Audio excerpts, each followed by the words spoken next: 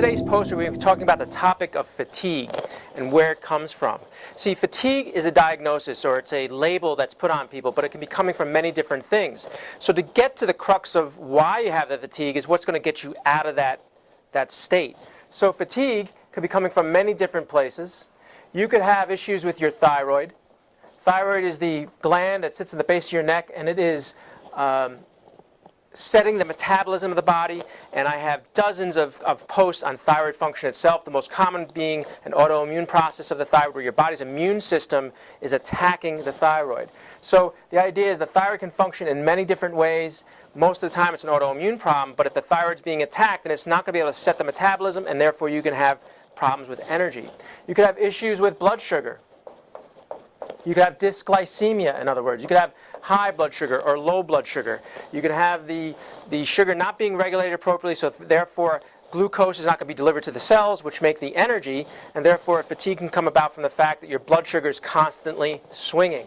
You could therefore have issues with the actual mitochondria, which are the factories that make the energy in your cells. You could have autoimmune diseases against your mitochondria. In other words, you can have the immune system attacking mitochondria. Not a very good thing, because if the mitochondria are being attacked, then you have less of them. They're being destroyed, and therefore you cannot make as much energy as you should. You could have issues with anemias.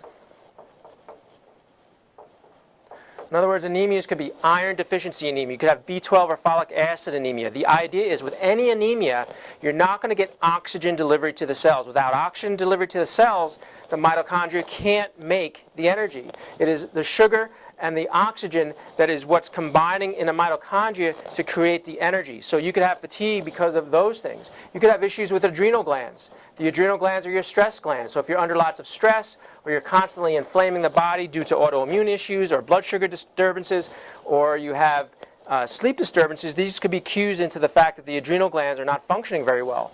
You could also have issues with your nervous system.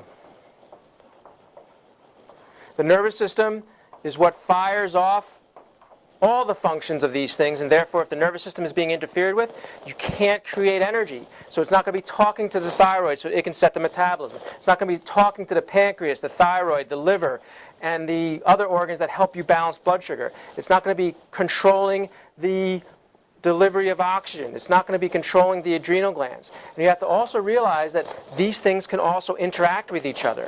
You could have adrenal glands that affect thyroid. You can have thyroid that can affect blood sugar. You have the mitochondria that's not going to be able to make the energy because the anemia is causing the oxygen not to be delivered. You could have blood sugar imbalances being caused from the adrenal glands. You could have the nerve system, which controls all these things, affecting how well the body's functioning to begin with.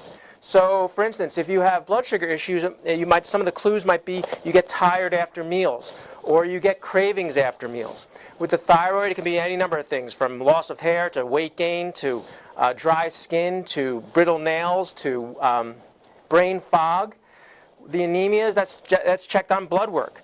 With the adrenal glands, like I said, it could be insomnias, or you're waking up in the middle of the night, or it's because they're so interrelated with the blood sugar. Maybe they're related because of the way the adrenals are controlling how the blood sugar is balanced. And then, like I said, the nervous system controls everything. So there's this web that's going on, or this bunched up ball of rubber bands that are layered on top of each other like the layers of an onion, and eventually you have to figure out what's going on. And you do, through a thorough evaluation, you figure out what's the issue. So from a functional perspective, this is how you take care of fatigue. It's not just, well, I'm going to drink more coffee, or I'm going to have a sleeping pill so I sleep better through the night, or I'm going to take a blood sugar medication to get my blood sugar balanced, when in fact it could be something that you could be doing in your diet to change things. Functional approaches look at causes, and you're doing things to change your lifestyle to make the changes. So you have to look at the entire picture. You can't just be treating symptoms. You treat the person and not the diagnosis, and everything can affect everything. So where's your fatigue coming from? That's for the doctor that you pick, making sure they understand these concepts so they can get to the bottom of the problem, not just giving you medications or supplements for that matter. Giving a person a supplement so they have more energy is practicing medicine. It's just natural medicine.